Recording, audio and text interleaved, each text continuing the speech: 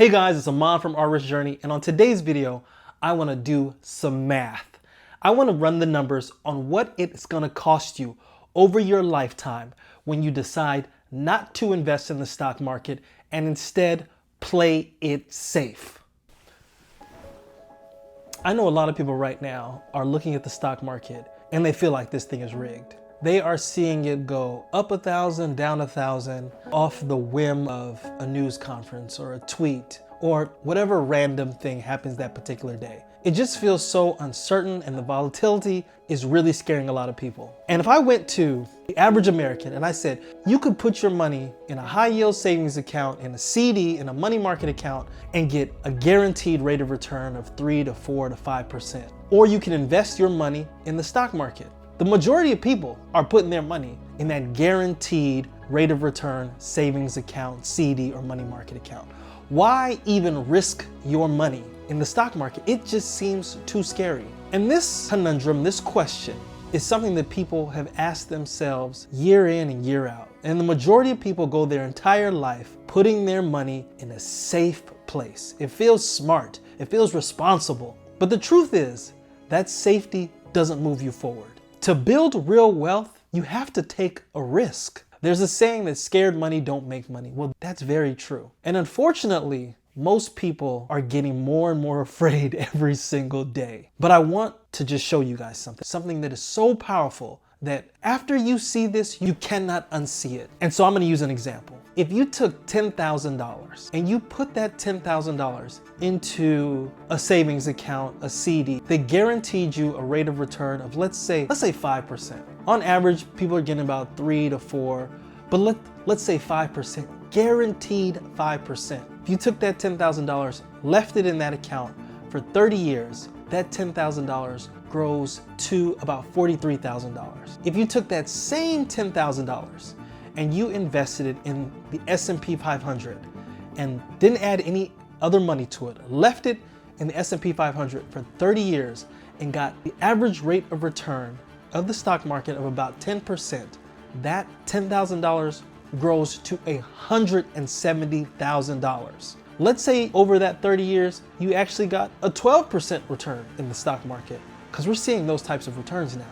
If you got a 12% return, that $10,000 grows to $300,000.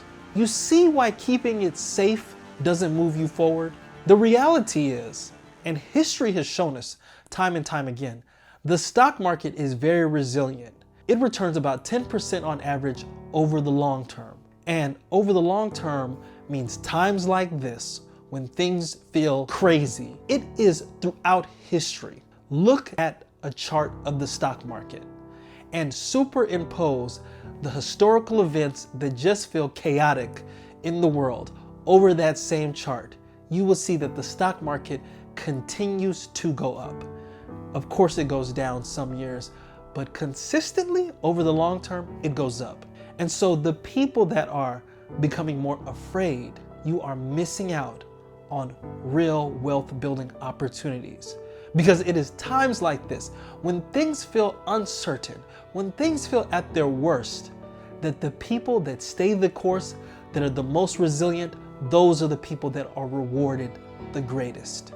Christina and I, we have been talking about money on this channel for about 8 years. And throughout the time that we've been on here, we have come on here and talked to you guys about, the craziness in the market, stay the course. If you listen to us, you're very wealthy right now. This is why Christina and I are millionaires to this day, because times like this was when we built our wealth. A couple of weeks ago, I put a video out about the strategies that we use when the market is very volatile, how we start to dollar cost average into the market and maybe lump sum into the market when things get even crazier. Go back and watch that video. But I want you all to really think about your ultimate personal finance goals.